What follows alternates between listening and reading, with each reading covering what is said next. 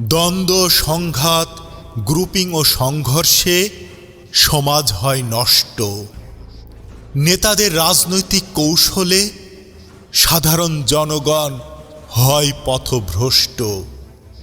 নেতা শুধু চেয়ারে বসেই হুকুম দিয়ে ক্ষান্ত, এদিকে আমরা বংশের লোকজন ঝগড়া ও অন্যের ক্ষতি করতে করতে ক্লান্ত। নেতারা ইচ্ছে করেই সব বংশকে রাখে দুভাগ করে, তবুও তাদের ফাঁদে পা দিই আমরা, ভালো জিনিসটা আসে না নজরে।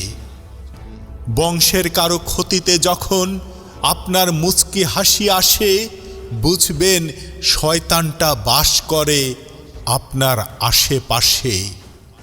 কেন সব এলাকাতেই একই বংশে দুটো মসজিদের প্রয়োজন হয়? বাড়িতে মসজিদ আছে, মুসল্লি নেই, এটা কি অশুভ লক্ষণ নয়? তাই আসুন প্রতিবেশীকে ভাবি সবচেয়ে আপনজন।